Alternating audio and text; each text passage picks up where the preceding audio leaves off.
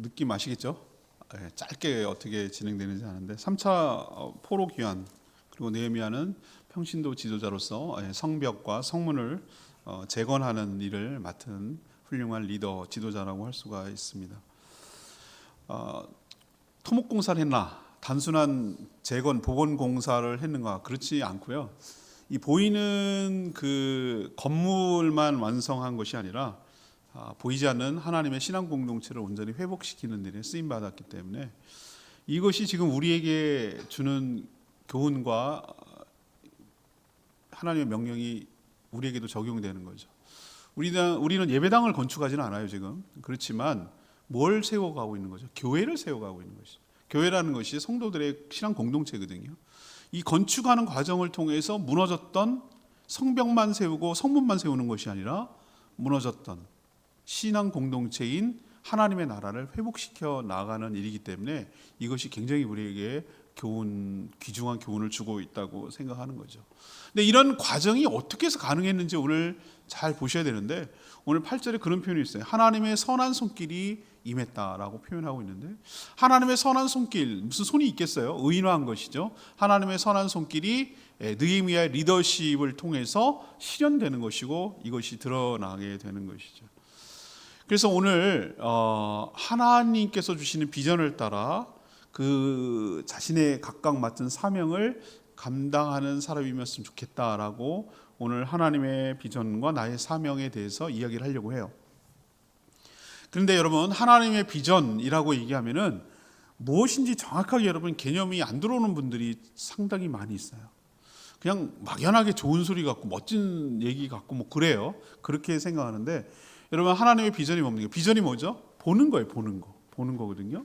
텔레비전 이렇게 말하잖아요. 비전은 그런 건데 그럼 뭘 보는 거냐? 우리가 건축을 할 때 여러분 큰 건물이나 빌딩이나 뭐 이런 괜찮은 건물 들어갈 때 그 앞에 항상 뭐냐면 공사 계획을 쓰게 돼 있어요. 시공사가 누구고 언제부터 언제까지 하고 불편함이 있으면 누구한테 연락을 해야 되고 이런 것이 공시하게 되어 있어요. 그리고 제대로 된 괜찮은 건물 같은 경우에는 그 옆에 무엇이냐면 그림 같은 사진 하나가 있어요. 그걸 뭐라고 보통 부르냐면 조감도라고 불러요. 조감도가 뭐냐? 세 줄자를 쓴 거예요. 그러니까 새의 위치에서, 새의 각도에서, 앵글에서 이 건물이 완성됐을 때의 모습을 가상적으로 이것이 최종 공사가 끝나고 마무리했을 때 어떤 모습이 될 거다라는 것을 보여주는 미래의 청사진 그림, 이것을 뭐라고 하냐면 조감도라고 불러요. 하나님의 비전은 이 조감도가 굉장히 유사해요. 아주 비슷해요. 뭐냐면은 하나님께서 주신 이것을 가지고 하나님의 뜻이 실현되고 이루어지고 완성됐을 때 어떤 모습으로 나올 것이다 라고 보여주는 거예요. 그것을 하나님의 비전을 봤다. 그리고 그것을 붙들고 그것을 이루기 위해서 살아가는 사람을 하나님의 비전의 사람이라고 말하는 거예요. 그 뜻을 이루는 것을 그 사람의 사명이라고 말하는 것이고요. 근데 이게 왜 나한테 중요합니까? 여러분, 사명, 그리스도의 비전을 가지고 받아서 그 사명을 따라 살아가는 사람하고 비전도 없고 사명도 없는 사람의 삶의 질의 차이는 너무너무 달라요. 제가 오늘 이 말씀을 준비하면서 우리 성도들이 하나님의 비전이 여러분 가슴 속에, 여러분 마음 속에 심어지게 되기를 바라고 그 사명, 그 비전을 이루기 위해서 여러분 각각 해야 할 사명을 따라 살아가는 복된 인생 되기를 축복합니다. 만약에 하나님의 비전이었고 하나님의 사람이 없으면 어떻게 살아가는지 특징을 알려드릴게요. 그런 사람은 주어진 대로 살고 되는 대로 살아요. 오늘 하루 눈 떴네. 오늘 또 죽지 않을 벌어먹고 살아야지. 그리고 그냥 또 하루 축짐 일하고 또 자고 또 그 다음날 또 일하고 내가 왜 살아야 되는지, 왜 내가 돈을 벌어야 되는지, 내가 뭐 때문에 일을 해야 되는지 몰라요. 그냥 그렇게 살아요. 아무 생각 없이 사는 거예요. 그게 바로 하나님의 비전이 없기 때문에 그래요. 그러면 힘들고 지치면은 비전이 없기 때문에 이건 하나님의 뜻이고 하나님이 이 뜻을 이루어야 되는 일이라고 생각하면은 그 일을 어떻게 하든지 해내려고 할 텐데 그런 게 없잖아요. 목표가 없고 비전이 없고 내가 왜 해야 되는지 의미가 모르잖아요.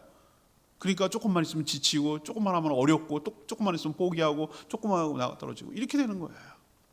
그래서 여러분들은 오늘 하나님의 비전이 선명하게 그림처럼 여러분 가슴속에 심어지길 바라고 그 비전을 이루게 사명을 따라 살아가는 복된 인생 되기를 축복합니다. 그러면 첫 번째, 이 비전을 따라 살아가려면 어떻게 되는가? 하나님은요, 기도하는 사람에게 비전과 은혜를 주신다는 것을 명심해야 됩니다. 뒤집어서 얘기하면 하나님은 기도하지 않는 사람에겐 비전도 제시하지 않고 몰 수가 없고 비전을 이루기 위한 은혜도 받을 수 없다는 뜻도 되는 거예요. 이 말은 뒤집어서 얘기하면. 느헤미야가 바로 비전의 사람이었는데요. 오늘 1장 읽지 않았는데 1장을 요약하면 이런 내용이에요. 그는 지금 어떤 일이냐면 페르시아, 바사가 페르시아입니다. 아닥사스다 왕의 술 맡은 관원이었어요. 여러분 술 맡은 관원이라고 그러니까 여러분들 어떤 생각을 하세요? 술 맡은 거니까 왕의 연회나 만찬이나 이럴 때 어떤 종류의 시술을 얼마큼 내놓고 포도주를 관리하고 잘 숙성되는지 뭐 이런 거 관리하는 사람으로 알고 있어요. No. 그게 아니고요. 옛날에 절대 왕권은 항상 그 자리를 노리는 수많은 권력자들이 있었기 때문에 왕을 독살하고 없애버리려고 하는 그 주변의 측근들이 굉장히 많았거든요. 술이 독을 타기에 아주 좋아요. 술 냄새를 취하고 술에 취하면은 또 알코올 취해가지고 그것이 독인지 아닌지 잘 모르거든요. 그래서 술에 독을 타서 독살하는 경우가 많았기 때문에 왕에게 따르는 술, 왕에게 마시는 술을 미리 사전에 점검하고 여기에 독이 있는지 없는지를 미리 사전에 하고 자기가 먼저 맛을 보고 그것을 간파하고 관리하는 그 직책이 바로 술 맡은 관원이에요. 자, 왕의 입장에서 내 몫을 얘한테 맡겨요. 내 목숨을. 얘를 내가 절대적으로 신뢰하지 않으면은 이 일을 맡길 수가 없어요. 내 목을 맡기는 거예요. 얘가 엄한 뇌물을 받거나 엄한 마음을 먹고 날 죽이려고 덤벼들면 얼마든지 죽일 수 있는 자이기 때문에 얼마나 신뢰를 하지 않으면 이게 불가능한 것이에요. 그런데 느헤미야는 바사 제국 사람이 아니에요. 포로 출신이에요. 포로 출신, 유다 포로 출신. 물론 150년이 지나갔습니다만 포로 출신인데 여기까지 올라갔다는 얘기는 얼마나 신뢰관계가 돈독하고 믿었으면 여기까지 올라가는지 알 수 있어요. 이 사람은 어쩌면 어떤 면에서 우리로 치면 이민 가가지고 성공한 사람이에요. 만약에 우리나라 사람이 외국에 나갔는데 트럼프 대통령이 될 건데 그 사람의 뭐 측근이 됐다고 칩시다. 우리나라 여기서 태어나가지고 자랐다가 이민 가가지고 굉장히 성공하고 출세한 케이스라고 할 수 있잖아요. 안락한 삶이 보장되고 계속 그 권력을 누리면서 살아갈 수 있는 그런 자였는데 그러고 있었는데 자기 고향 땅에서 갔다가 돌아온 형제들이 유다 백성이겠죠. 지금 갔다 와서 얘기를 해주는 거예요. 느헤미야한테.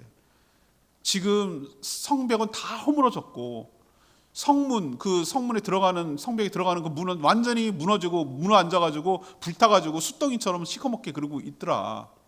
그 얘기를 들었는데 그러면 여러분 어떻게 반응하시겠어요? 그래? 어떡하냐? 참 안타깝다. 이러고 끝. 또 어떤 사람은 그래서 어쩌라고? 그거 내가 그랬냐고. 우리 조상들이 잘못해가지고 그렇게 된 거 뭐 어쩌라고. 우리나 잘 먹고 잘 살면 되지 뭐. 이렇게 생각할 수도 있는 거예요. 근데 하나님의 사람, 하나님의 비전의 삶은 어떤 것이냐면은 하나님과 관련된 여러 가지 일들, 하나님의 나라, 하나님의 백성들이 공경에 처해 있고 어려움을 겪은 걸 보면은 마음이 아파오는 거예요.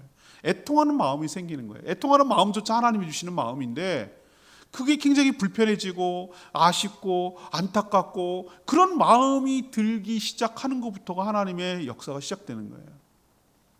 그리고 그대로 멈추는 것이 아니라 그 느헤미야는 이 문제를 놓고 이 애통해하는 마음을 가지고 안타까운 마음을 가지고 울며 금식하며 뭐 기도했겠죠. 몇 개월? 4개월.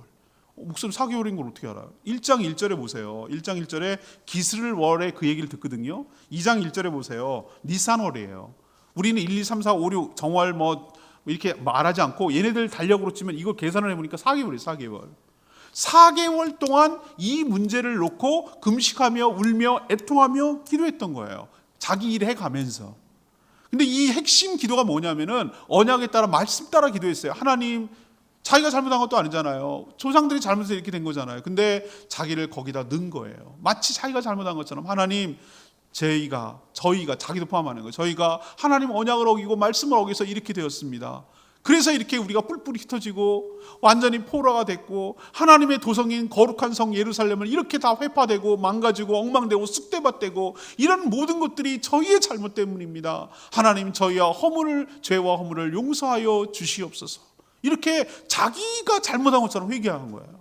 그리고 또 역시 마찬가지로 자기가 말씀에 비춰 잘못했다는 걸 인정한 동시에 또 말씀을 근거해서 하나님께 간구하는 거예요. 어떻게? 하나님, 그렇지만 우리가 멀리 포로로 끌려가고 흩어지고 그랬다 할지라도 그때라도 정신을 차리고 하나님 말씀대로 살겠다고 결단하고 결심하면 하나님께서 어디에 흩어졌든지 간에, 땅 끝에 흩어졌든지 간에 다시 하나님의 택한 곳으로, 예루살렘으로, 이스라엘로 돌아오게 하시겠다고 하나님 약속하지 않았습니까? 하나님, 저희들이 정신 차리고 이제부터 바로 살려고 하오니 하나님, 저희들을 다시 본국으로 돌아갈 수 있도록 은혜를 부어 주시옵소서. 이 내용이에요. 이 내용을 1장에 나온 내용을 요약하면 이거예요. 그걸 몇 개월? 4개월 기도했어요. 여러분에게 도전하는 말이 이 대목입니다. 하나님은 어떤 사람에게 비전을 심어주는지 아세요? 기도하는 사람에게, 기도로 준비하는 사람에게, 하나님 나라에 잘못되고 무너진 이것을 놓고 안타까워하는 마음, 하나님의 마음을 가지고 간절히 지속적으로 금시음하며 애통하며 기도하는 자에게 하나님께서 그 마음에 하나님의 비전을 심어줄 뿐만 아니라 그 비전을 실현할 수 있도록 기회, 곧 은혜를 부어 주시는 줄 믿습니다. 뒤집어서 얘기하면 기도 안 하고 애통하고 나랑 뭔 상관 있어? 그게 나는 지금 잘 먹고 잘 살고 있는데 그게 나랑 뭔 상관인데, 이런 사람에게는 결코 하나님 쓸 수가 없어요. 기회도 주지 않고 비전이 들어갈 리가 없어요. 느헤미야 같은 사람, 애통하며 기도하는 사람에게 어떻게 기회가 주시는지 오늘 읽은 말씀을 통해 알 수 있어요. 어떻게 주셨습니까? 기회를 이렇게 주셨어요. 술 맡은 관원이라서 이 직무를 수행하고 있는데 아닥사스다 왕, 바사 왕이 뭐라고 그러냐면은 딱 느헤미야 얼굴 보더니 느헤미야, 너 얼굴이 평상시 다른데? 내가 너가 질병이 없다는 걸 알고 있는데, 병이 없는 걸 알고 있는데 얼굴이 왜 이렇게 어둡니? 너 무슨 마음에 근심이 있구나, 걱정이 있구나, 이렇게 물어보는 거예요. 저는 이 대목에서 아닥사스다 왕하고 느헤미야의 관계를 알 수 있지 않아요? 신하가 자기 왕이 자기 신하의 얼굴을 살피고 안색을 분간할 수 있고, 그렇게 또 왜 그래? 라고 물어볼 수 있는 관계란 얘기는, 이건 친구도 아니고 무슨 직장 상사도 아니고 얼마나 절대 왕권 시대에 있었던 일인데 얼마만큼 느헤미야가 신뢰를 얻고 자기 일에 충실했고 왕의 신임을 얻는지를 저는 이 대목에서 알 수가 있어요. 하나님은 이런 식으로 기회가 와요. 그 느헤미야가 화들짝 놀라는 거예요. 절대 왕권 시절에서 신하가 측근이 왕 앞에서 근심 있고 막 어둡고 이렇게 이런 얼굴만 내색만 하는 것도 불경한 죄라서 처벌을 받을 수 있거든요. 그래서 자기가 이거를 거짓말하고 둘러대면 또 문제가 더 커지니까 그냥 정직하게 자기가 얘기를 해요. 제가 사실은 우리 조상들이 묻혀있는 그 고향 땅이 완전히 황폐화되고 엉망이 되어가지고 제 마음에 너무 근심이 있고 제 마음이 무겁습니다. 그래서 제가 그것 때문에 걱정하고 그러느라고 그랬습니다라고 솔직하게 얘기를 해요. 그랬더니 왕이 하는 말 보세요. 왕이 뭐라고 그러는 줄 아세요? 4절에 이렇게 얘기해요. 그러면 내가 너한테 무엇을 해줄 거야? 와, 이거 금도끼예요? 내가 무엇을 해줄 거야? 이러는 겁니까? 근데 왕이 이렇게 말할 정도라니까 얼마나 신뢰관계가 있겠어요. 그러면 여러분이라면 어떻게 하겠어요? 이 순간에 제가 알아서 하겠습니다. 그 왕이 해줄 수 있는 건 아니고 그냥 그렇다고요. 이렇게 끝날 수 있어요. 근데 비전의 사람은 하나님의 마음에 심어주기 때문에 그것을 정확하게 얘기를 하는데, 그 순간에도 4절에 뭐라고 얘기하면 이렇게 얘기합니다. 4절 끝에 보세요. 왕이 나한테 뭐 해줄까라고 묻는데 내가 곧 하늘의 하나님께 뭐하고? 하늘의 하나님께 뭐 했어요? 묵도가 뭡니까? 말하지 않고 침묵하는 가운데 하는 기도를 묵도라고 부르는 거예요. 지금 왕하고 대화를 하고 있는 거예요. 야, 너 얼굴 왜 그래? 제가 이랬어요. 그래요. 내가 너한테 뭐 해줄까? 이게 지금 대화하고 있는 가운데, 대화 중에 짧은 순간인데도 불구하고 느헤미야는 어떻게 했는가? 즉각 하늘의 하나님께 지금 대화를 하고 있으니까 왕 임금님 잠시만 5분만 기다려주세요. 내가 막 이러겠습니까? 그거는 왕이 안 믿는 사람인데 그걸 이해하겠어요? 그걸? 그렇지만 그런 대화하는 가운데도 그런 마음속으로 뭐 하고 있었던 거예요? 하나님께 간구하고 기도하고 있는 거예요. 어떤 내용으로 기도했을까? 우린 추측할 수 있어요. 하나님, 임금이 이렇게 물어보시는데 하나님, 제가 잘 대답할 수 있도록 제 생각과 마음을 지켜주십시오. 제 입술에 파수꾼을 세워주십시오. 제가 정직하고 정확하게 어떤 말을 해야 될지 하나님 제 말에 입술을 주장하여 주셔서 제가 정확한 말을, 적절한 말을 할 수 있도록 은혜를 베풀어 주시옵소서. 전 이 대목에 줄을 쳤어요. 이번 기도 설교 준비하면서. 그렇구나. 이거구나. 이게 비결이구나. 이 사람은 기도가 굉장히 생활화되고 체질화되고 무장이 되어 있는 사람이구나. 무시로 때때로 우리가 항상 깨어서 기도하라고 말했는데 이 사람은 진짜 삶에서 그렇게 하고 있는 거구나. 4개월 동안 지속적으로 기도할 뿐만 아니라 순간순간마다 선택하고 무슨 말을 해야 될지 항상 기도하고 하는 사람이구나. 하나님은 기도하는 사람에게 하나님의 비전을 심어주고 은혜를 베풀어 주실 줄 믿습니다. 이렇게 준비가 되었기 때문에 하나님 마음에, 그 느헤미야 마음에 비전을 심어줬기 때문에 막힘이 없어요. 그 다음에 무슨 말을 해야 될지, 뭘 요청해야 될지 일사천리로 나오는 거예요. 그게 여러분 어버벅거린단 말이에요. 버벅거려요. 그런 상황에서 왕이 갑자기 뭐 물어보면 준비되지 않은 사람이 무슨 얘기를 할 수가 있겠어요. 근데 자기는 준비를 해놨단 말이에요. 하나님이 심어줬거든요. 그림을 그려줬거든요. 어떻게 해야 되는지 청사진을 보여줬거든요. 내가 뭘 원하는지, 뭘 어떻게 해야 되는지 알고 있거든요. 그러니까 막힘없이 얘기하는 거예요. 이게 하나님의 사람의 특징이에요. 내가 뭘 해야 될지, 무슨 일을 하는지, 무엇이 하나님이 원하시는 뜻인지를 즉각적으로 알고 있고 대답을 해요. 그래서 뭐라고 오늘 요청을 합니까? 설명을 하잖아요. 하나님의 비전이자 곧 자기가 원하는 바를 얘기하잖아요. 왕이여, 왕이 좋게 여기시고 내가 왕의 목전에서 은혜를 입었다면 저를 유다 땅으로 보내주십시오. 그래서 그 망가지고 황폐화된 성읍을 다시 건축할 수 있도록 해 주십시오. 이게 뭐예요? 자기가 말을 했지만 이건 하나님이 주신 마음이에요. 하나님이 주신 비전이에요. 그렇기 때문에 그것을 막힘없이 기도했기 때문에 나올 수가 있었던 것이죠. 그랬더니 그 옆에 왕후도 있었어요. 왕후도 느헤미야를 좋게 여긴 거예요. 그걸 왜 할 수 있죠? 이런 얘기를 하면 임금님 옆에 툭툭 치면서 맞아. 쓸데없이 쟤 보내면 누가 할 거예요? 저 사람 대체할 수 있는 사람이 있어요? 저만한 사람이 어디 있어요? 쟤 묶어놔야 돼요. 여기 있게 해야 됩니다. 그렇게 말했을 거 아니에요, 왕후가? 근데 왕후도 그렇게 하는 것에 대해 좋게 여긴 거예요. 그러니까 동조해 준 거예요. 그만큼 신뢰를 얻었다는 걸 알 수 있고, 자, 비전의 사람은 어떠합니까? 왕에게 뭘 요청해야 되는지, 어떤 스텝으로 어떤 과정을 거쳐야 되는지를 막힘없이 얘기할 수 있어요. 그것을 이루기 위해서. 그래서 7절에 이런 얘기합니다. 첫 번째 요청한 건 이거예요. 임금님, 아다스스다 임금님, 조서를 주십시오. 조서라는 것은 뭐 암행어사 할 때처럼 마패 같은 거예요. 그래서 제가 유프라테스 강 서쪽이라는 얘기는 유프라테스 강을 말하는 거예요. 유다 쪽으로 접근해 갈 수 있는 그 땅을 통과하기 위해서는 당연히 의심하지 않겠어요? 얘 왕의 신하가 뭘 근거도 없이 어디로 움직인다는 거, 이거 반역일 수도 있잖아요. 도망갈 수도 있는 거잖아요. 제가 통과할 수 있도록, 편의를 봐줄 수 있도록 해주세요라고 첫 번째 요청했어요. 두 번째 8절에 뭘 요청한 줄 아십니까? 거기 가면 건축 자재가 있어야 될 거 아니에요. 뭐 어디서 맨 땅에 구할 거냐고요. 왕의 살림이라는 것은, 왕이 무슨 공사를 하기 위해서 특별히 관리했던 왕의 살림이라는 것은 굉장히 좋은 왕의 직속 관리예요. 왕의 살림. 아삽 감독에게 목재, 거기에 성벽을 세우는데, 문을 세우는데, 자기 집을 세우는데 필요한 최고급 목재겠죠. 왕이 쓰는 거니까. 그 목재를 쓸 수 있도록 허락해 주십시오라고 했어요. 오케이. 다 들어줬어요. 왕이 허락해 줬어요. 그리고 한수 더 떠서 9절. 혹시 느헤미야가 외부 세력으로부터 견제를 받고 위협을 당할 수 있으니까 9절에 군대 장관, 마병, 호위대를 갖다가 붙여줘가지고 갈 수 있도록 모든 것을 허락하여 주셨어요. 느헤미야가 말 잘해서? No. 8절에 나온 게 비결이라고 말씀드렸잖아요.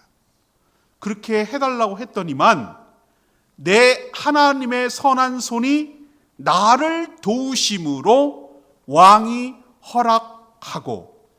여러분 아멘입니까? 이게 비결이란 말이에요. 이게 하나님의 은혜가 이런 식으로 임한다고요. 기도하니 비전을 품게 되고, 비전 따라 이야기를 하고 요청을 했더니 하나님의 손길이 왕의 마음을 움직여서 이 말도 안 되는 일, 이 식민지 나라잖아요. 포로잖아요. 이 나라에 필요한 모든 것들을, 이 비전을 이룰 수 있도록 모든 것들을 다 허락해주고 도와주잖아요. 오늘 이 첫 번째 말씀이 바로 하나님이 주신 귀한 교훈이 있습니다. 사랑하는 여러분, 여러분도 어떤 문제를 놓고 봤을 때, 제가 은사를 발견할 때 그런 얘기를 했어요. 교회에서 딱 갔는데, 어디 갔고, 아니 교회가 아니어도 좋아요. 어디를 가거나 뭘 했는데, 저 부분을 누가 좀 건드려주고 누가 좀 해줬으면 정말 더 발전적으로 나가고 더 좋고 여러 사람들에게 도움이 되고 유익할 텐데 라고 하는데 왜 저거를 안 할까? 왜 저걸 누가 손을 안 댈까? 라고 하는데 왜 다른 사람은 저게 안 보이지? 내 눈에는 왜 저게 보이지? 라고 생각하는 것이 여러분에게 주신 하나님의 비전인 줄 믿습니다. 그걸 놓고 하나님께 애통하는 마음으로 하나님께 저 문제가 해결되도록 간절히 기도할 때 하나님께서 어떻게 살아야 되는지 뚜렷한 그림처럼 그림 언어로 여러분에게 마음에 심어주는 것이 하나님의 비전인 줄로 믿습니다. 비전 심어주는 걸로 하나님은 끝이지 않습니다. 늘 기도하고 그 비전을 따라 어떻게 실현할지 기도하는 자에게 하나님께서 그 비전을 실현하고 이룰 수 있도록 기회, 곧 은혜를 베풀어 주시는 줄 믿습니다. 하나님의 손길은 어디에 미치는가? 기도로 비전을 품은 사람에게 미치는 것 꼭 기억하시기를 바랍니다. 저는 제주에 연고지가 1도 없다고 말씀드렸어요. 4번째 부임하는 것이 저희 교회 부임하기 위해서 오는 거였어요. 첫 번째 신대원 때 졸업여행 여기 와서요. 성읍 민속마을 가서 말뼈 사한 거 그거 아직도 생각나요. 2번째 교육자 수련회 와가지고 한 바퀴 놀고 즐겁게 놀고 나와서. 3번째 무슨 교사 뭐 수련회 뭐 항상교 있을 때 얘기해요. 와가지고 한 바퀴. 4번째가 여기 부임하러 왔어요. 전 초중고대 1도 없어요. 친척 일가 친척 1도 없어요. 하나도 없어요. 근데 왜 여기 왔냐고 자꾸 물어요 저한테. 만난 사람마다 물어요. 전 설명할 길이 없어요. 이 마음밖에 없어요. 하나님 저를 땅끝까지라도 보내고 선교사라도 갈 마음이 있었는데 하나님 저의 땅끝은 여기인가 보죠. 하나님이 여기를 불러서 이 제주 복음화를 위해서 쓰라고, 여기에 헌신하라고, 내가 너가 필요하다고, 너가 거기 가서 죽을 때까지 헌신하라고, 그래서 제주 복음화를 위해서 몸된 건강한 교회를 세워가라고 하시는 마음 하나 갖고 여기로 온 거예요. 그래서 지금까지 버티고 지금까지 사역하고 있는 것이에요. 사랑하는 여러분, 여러분도 그냥 주어진 대로 살지 마시고 하나님이 주신 비전 따라 살아가는 복된 인생 되기를 축복합니다. 그럴 때 하나님께서 여러분을 도와주시고 은혜를 베풀어 주실 줄 믿습니다. 2번째, 하나님의 비전을 품는 사람은 비전을 품고 현실 위에 공유하고 또 동역하는 일을 해요. 이 일을 일으킨다 말이죠. 12절에 보십시오. 이 느헤미야가 일행과 함께 그 유다 총독으로 부임해 왔어요. 11절 보니까 3일이에요. 3일.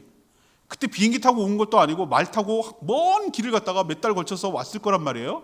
그러면 너무나 피곤하고 힘드니까 일단 좀 집도 짓고 좀 쉬었다가 좀 컨디션도 보고 사람들 보고 이렇게 뭐 이렇게 한 다음에 할 거 아니겠어요. 근데 3일 만에 저녁에 12절을 보니까 어떤 마음을 가졌냐면 내 하나님께 예루살렘을 위해 무엇을 할 것인지 내 마음에 주신 것을 내가 아무도 말하지 않았다 그러는데 이 사람은 자기가 유다의 예루살렘에 왜 왔는지를 잊어버리지 않았어요.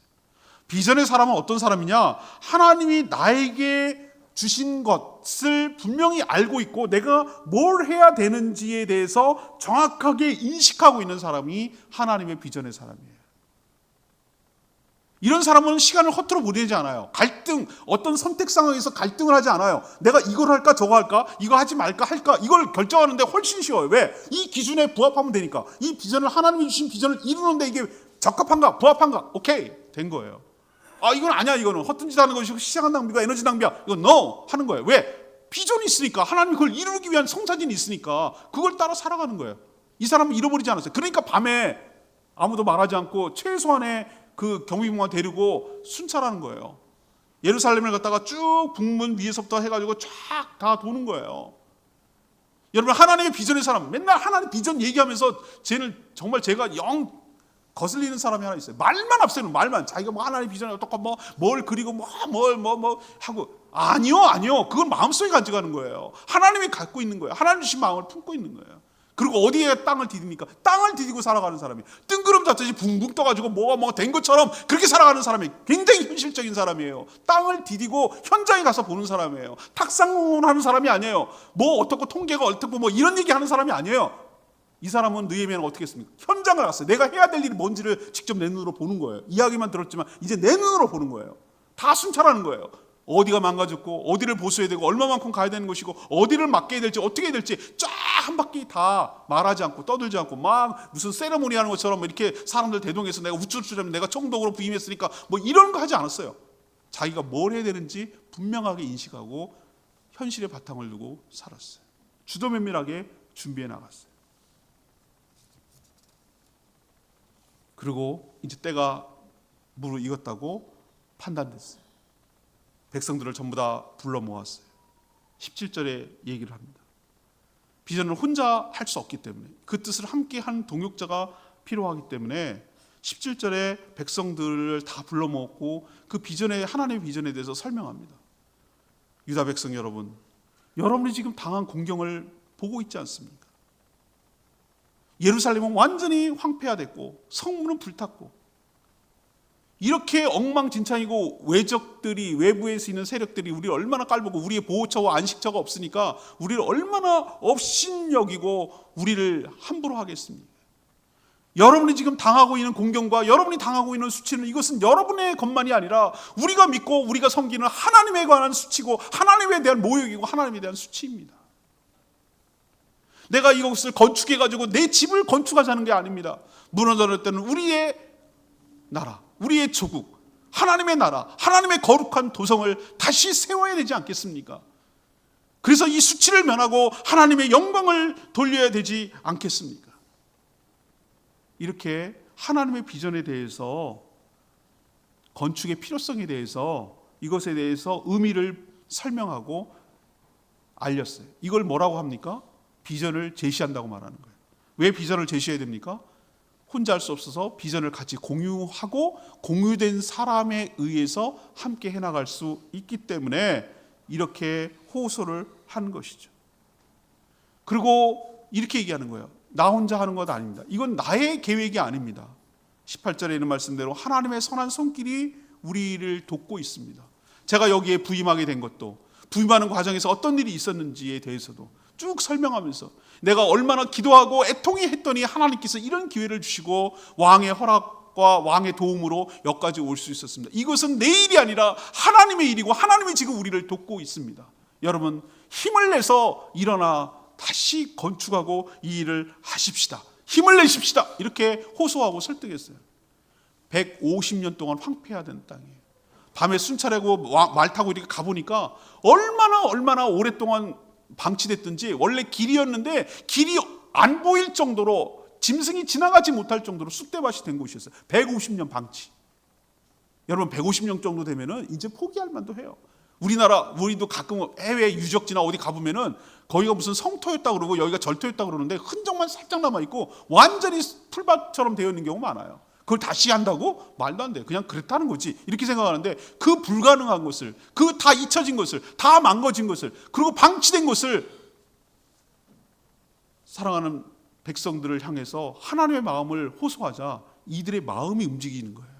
얼마나 패배의식이 사로잡고 내가 자기 집도 없어가지고 가난해가지고 정말 엉망으로 살고 있는 이런 상황인데 하나님의 비전이 제시되면 하나님의 성령이 그 사람의 마음을 움직이는 줄로 압니다. 그러니까 18절에 있는 말씀대로 모두 힘을 내어 이 선한 일을 하려고 하매라고 표현해 놓잖아요. 여러분, 비전은 어떤 특징이 있냐면, 하나님의 비전이라고 한다면 분명히 다른 사람에게 전달됐을 때 그 상대방의 마음을 움직이는 힘이 있는 줄 믿습니다. 그게 성령의 능력이기 때문에 그래요. 성령께서 그 마음을 혼자 갖게 하지 않고 그 마음을 움직여요. 동하게 만든다고요. 현실은 불가능해요. 현실은 너무 척박해요. 현실은 정말 너무너무 힘들어요. 그런데 왠지 모르게 하나님이 일이다. 이건 하나님의 거룩한 일이다. 굉장히 가치 있고 의미 있는 일이다. 우리가 이 일을 할 때 하나님의 수치, 우리의 백성의 수치, 이 공경을 극복하고 하나님의 도성을 다시 회복하는 정말 어마어마하게 의미 있고 가치 있는 일이라는 말에 마음이 움직이기 시작, 마음이 뛰기 시작하는 거예요. 그리고 그 일에 함께 하겠다고 힘을 내서 동역하기 시작하는 것이에요. 하나님의 비전의 사람은 차분하게 준비합니다. 말부터 앞세우지 않습니다. 그리고 동역자를 세우고 함께하기 위해서 열정적으로 호소를 합니다. 그리고 우리가 함께 가야 될 비전이 뭔지에 대해서 확실하게 제시를 하고 그것을 공감하고 공유할 수 있도록 하고 동역자들에게 공감을 불러일으켜서 그 일에 동역하고 동참할 수 있도록 이끌어내는 힘, 그것이 바로 하나님께서 하나님의 비전을 이루는데 내가 해야 될 사명이고 함께 가야 될 일인 줄로 믿습니다. 여러분도 그것이 하나님의 일이라고 판단되거나 그 일이 마음속에 계속 품고 있고 차근차근 준비를 하고 또 나와 함께할 동역자를 붙여달라고 하나님께 호소하고 또 그런 사람들을 나에게 보내달라고 호소하고 그래서 함께 이 일들을 해나가 하나님의 뜻을 이 땅에 실현하는 데 쓰임받는 복된 인생 되기를 축복합니다. 마지막 세 번째는 뭡니까? 하나님의 비전을 행할 때 믿음으로, 방해할 때 믿음으로 나가야 된다는 거예요. 하나님의 비전을 행할 때 여러분 일사천리로 나간다고 여러분 절대 착각하지 마세요. 일사천리로 나가지 않아요. 뭐 형통하고 막 신호등이 쫙쫙 열리는 것처럼 막 일사천리로 나갈 게 아니고 그게 아니고요. 수많은 악한 세력들이 긴장을 해서 방해하고 있다는 거 여러분 기억하셔야 돼요. 오히려 이것이 자연스러운 거예요. 방해가 있어야 이게 하나님의 뜻이라고 생각한다고요. 제가 그걸 어떻게 알았냐? 우리 교회가 15년째 매주 금요일마다 그 떡볶이 이만큼 끓여가지고 요구르트를 하나 줘요. 어린이들 대상으로. 애들이 먹을 동안에 여기서 비면서 복음을 계속 듣게 만들어요.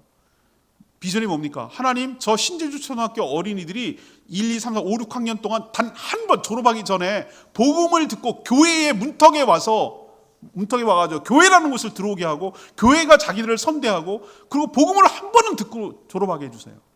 우리 교회 오게 해서가 아니고 복음을 듣게 해주시고 얘네들 깜짝 놀랍니다. 교회라는 곳을 태어나서 한 번도 온 적이 없어요.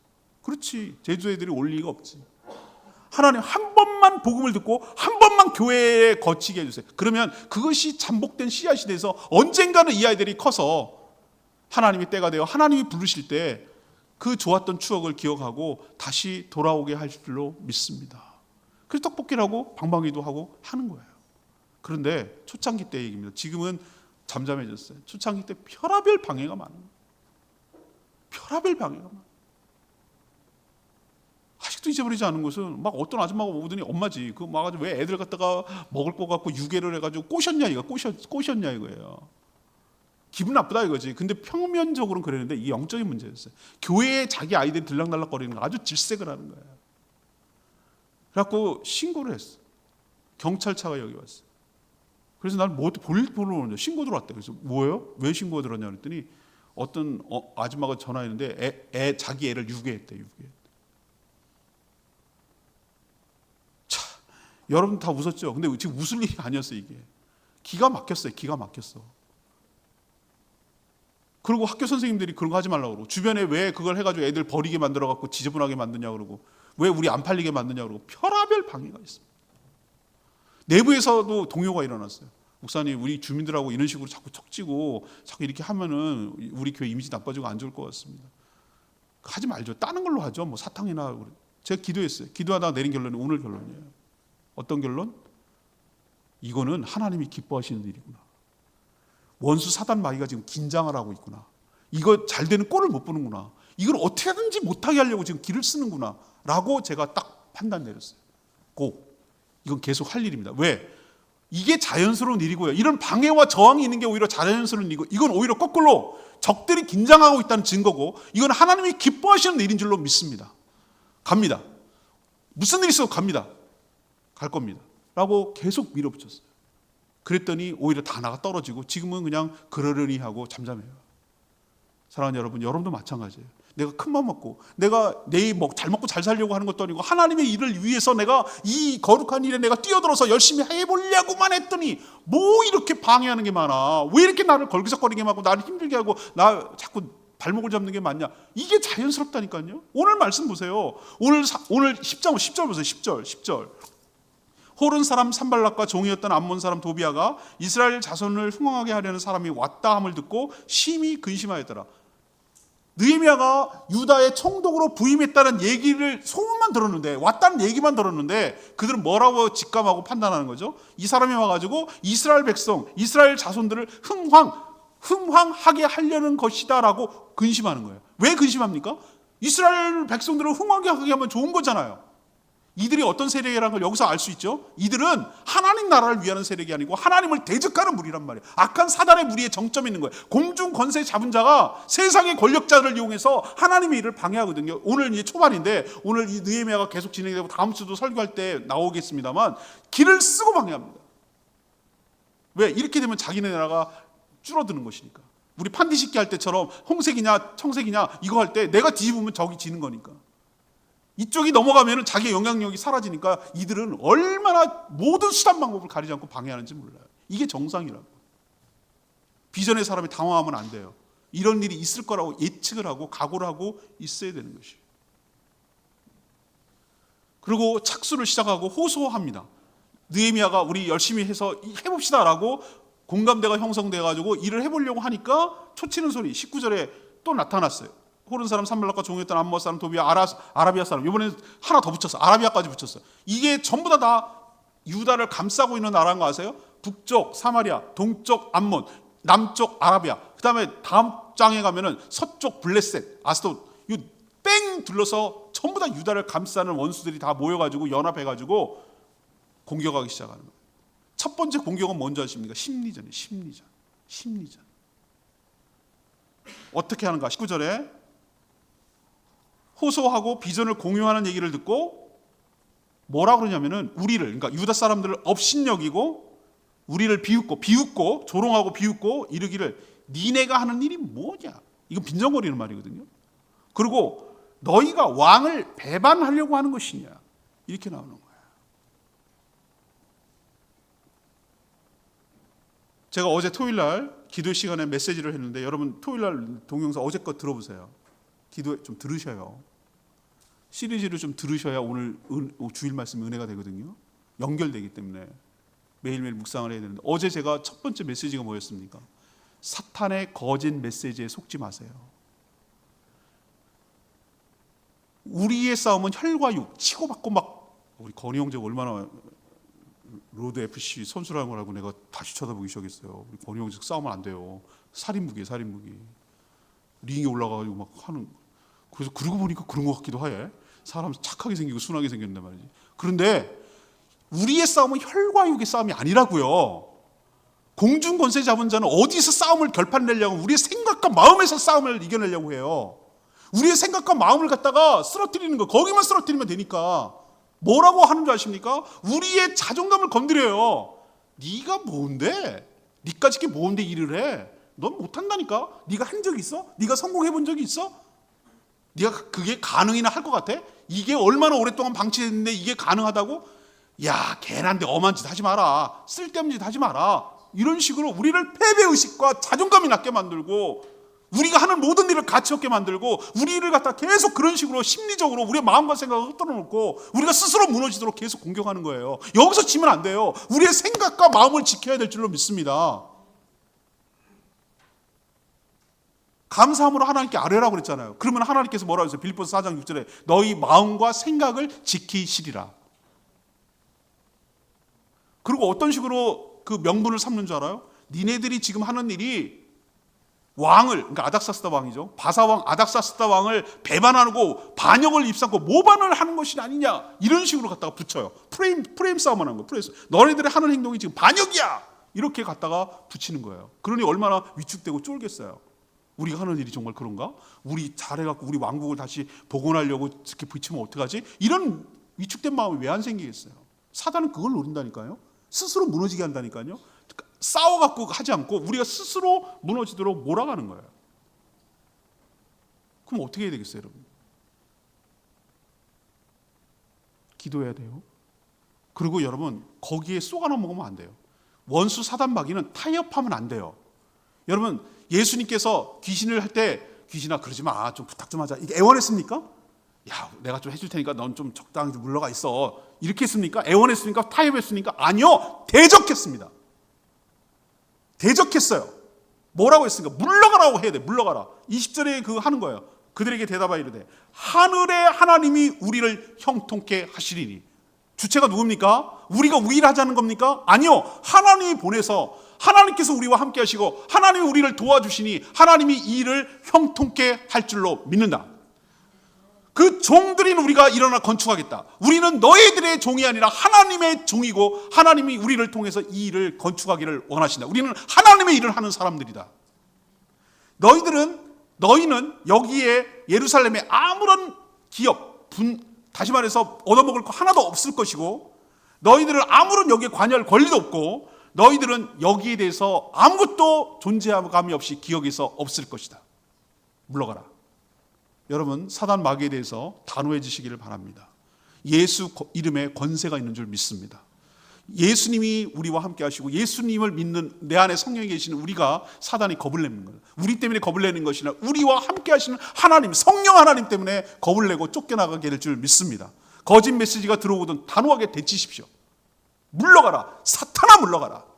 하나님이 우리와 함께 하신다. 이 일은 하나님이 이루신다. 하나님 우리를 돕는다. 하나님께서 이 일을 행하실 줄로 믿는다. 이게 바로 하나님의 사람, 하나님의 비전이고 사명을 이루는 사람의 특징이에요. 오늘 느헤미야 강해 설교 첫 번째 하면서 다음 주도 그 다음 주도 두 번 세 번 더 할 텐데, 오늘 말씀을 통해서 여러분이 첫 번째로 기억하셨으면 좋겠는 게 뭐냐면은, 제발 되는 대로 살지 마시고 하나님의 비전 따라 살아가는 저와 여러분 되기를 소망합니다. 언제 하나님 비전을 주시는가? 필요를 봐야 돼요. 필요를 봐야 됩니다. 이 일을 해야 많은 사람이, 성도들이 이롭고 하나님의 나라가 세워지고 그리스도의 몸된 교회가 더 강하게 되고 성도들이 유익이 있고 그렇게 되는 것인데, 왜 이 일을 누가 좀 손을 안 댈까? 이 일을 누가 좀 거들고 하면 참 좋을 것 같은데 왜 안 할까라고 다른 사람이 안 보이는데 내 눈에 보이는 것, 그것이 하나님이 여러분 가운데 비전을 심어주기 위한 첫 단계인지도 모르겠어요. 그러면 나 몰라 하지 마시고, 내가 그게 어쨌다고, 내가 먹고 사는데 뭐 어쨌다고, 그런 식으로 살지 마시고 그걸 놓고 하나님께 간절히 기도하는 거예요. 하나님, 이런 필요를 채우고 이 문제를 해결하기 위해서 내가 어떻게 해야 될까요? 그럴 때 하나님께서 그림으로 비전을 여러분에게 팍 꽂혀주듯이 선명한 그림 언어로, 선명한 모습으로, 형상으로, 비디오로, 사진으로, 그림으로 여러분에게 팍 꽂혀줍니다. 그게 하나님의 비전입니다. 비전을 따라 살아가는 사람들은 헷갈리지 않고 판단하는데 어렵지 않습니다. 그 비전을 이루는 데 도움이 되는 쪽으로 항상 인생을 판단하고 결정합니다. 그럴 때 하나님께서 여러분에게 그 비전을 이룰 수 있는 기회라는 은혜를 부어주실 줄 믿습니다. 기회는 누구에게 오는가? 준비된 사람에게 오는 거예요. 아무런 준비되어 있는 사람지 않은 사람에게 네 소원이 무엇이냐? 아닥사스당 왕이 물으면 엉뚱한 짓 한다고요. 엉뚱한 말을 한다고요. 비전의 사람은 하나님의 비전으로 가득 차 있기 때문에 준비된 것으로부터 터져나오는 거예요. 준비된 사람으로부터 계획이 쫙쫙쫙쫙 나오는 거예요. 헷갈리지 않는 거예요. 뭐 때문에 살아야 되는지 헷갈리지 않는 거예요. 착착착착 나오는 거예요. 여러분도 하나님의 은혜를 돕는 손길을 경험하시기 위해서는 하나님의 비전 따라 살 때 하나님이 여러분에게 도와주시는 손길을 붙여주실 줄 믿습니다. 비전은요, 하늘의 일을 땅에 있는 거예요. 주기도문처럼 하늘의 뜻이 땅에서도 이루어지이다. 그게 비전을 이루는 사람이고 사명을 따라 살아가는 사람이에요. 뜬구름 잡는 사람 아니에요. 땅만 쳐다보는 사람도 아니에요. 기도만 하는 사람만 아니에요. 일만 하는 사람도 아니에요. 기도만 하는 거 믿음 좋은 것 같죠? 천만의 말씀. 기도만 하고 알려줘도 기도만 한다고 하고 숨어버려. 기도 따위가 뭐가 돼? 일을 해야지. 직접 실전에서 일을 해야지. 이런 사람은 뭐예요? 이 사람도 믿음의 사람이 아니에요. 믿음의 사람은 어떤 사람인가? 기도해요. 하나님 뜻을 분명히 알아요. 그 뜻을 이루기 위해서 실제로 현장에서 뛰어요. 그리고 또 기도하고 하나님 뜻을 물어요. 또 그리고 그 뜻을 이루기 위해서 살아가요. 그리고 혼자 이 일을 이루지 않아요. 이 비전을 같이 제시하고 같이 공유하고 함께 동참할 동역자를 붙여달라고 기도하면 하나님께서 그 마음을 움직이게 해서 그 비전을 이루는데 함께할 사람들을 붙여주십니다. 오늘 저희 교회가 17주년 됐는데 제가 왜 이 설교를 하겠어요? 하나님, 저희 교회 하나님 작지만 우리는 막 사람을 막 끌어모으고 막 어떻게 해갖고 이런 교회 되는 거 원치도 않고 그거 원하지도 않아요. 차근차근 주님의 제자로 세워져서 주의 일꾼으로 하나님의 뜻을 이루고 제주 복음화를 위해서 헌신하고 그렇게 할 수 있는 주의 제자로 주님의 일꾼이 많이 탄탄한, 한 사람 한 사람이 일당100 역할을 하는 탄탄한 주의 제자로 많이 양성되어서 하나님 나라에서 존귀하게 쓰임받는, 제주 복음화에서 존귀하게 쓰임받는 교회가 되기를 소망합니다. 그리고 저희 교회 성도들이 저희 교회를 통해서 안식을 얻고 행복을 얻고 기쁨을 얻고 즐거움을 얻고, 왜 나에게 신앙 공동체, 이 교회가 나에게 주는 그 안정감과 그 기쁨이 너무너무 커서 그 교회를 정말 소개해주고 싶고, 정말 이 교회에 같이 들어오라고 그러고 이 교회 같이 하자고 할 만한 좋은 교회가 되어서 여러분의 기쁨이 되는, 여러분의 행복한 교회가 되기를 간절히 소망하는 거예요. 이런 교회를 만들어가는데 느헤미야처럼 반드시 적들이 긴장을 하고 방해하는 건 당연합니다. 방해 있습니다. 근데 여러분에게 드리고 싶은 말, 쫄지 마세요. 위축되지 마시라고. 그런 거에 휘둘리지 마시라고. 그런데 마음과 생각을 뺏기지 마십시오. 하나님이 내 편입니다. 하나님이 우리를, 이 비전을 이루기 위해서 형통케 하실 줄 믿습니다. 단호하게 말씀으로 물리치십시오. 썩 물러가라. 사탄아 물러가라. 너와 나와는 상관이 없다. 우리는 하나님이 함께 하신다. 하나님의 일을 이루어가고 있다 라고 단호해지면 하나님께서 여러분들의 통해서 하나님의 비전이 여러분의 사명을 통해서 완성되어 갈 줄로 믿습니다. 오늘 말씀 붙들고 기도하기 전에 부흥이라는 찬양 오랜만에 같이 좀 불렀습니다.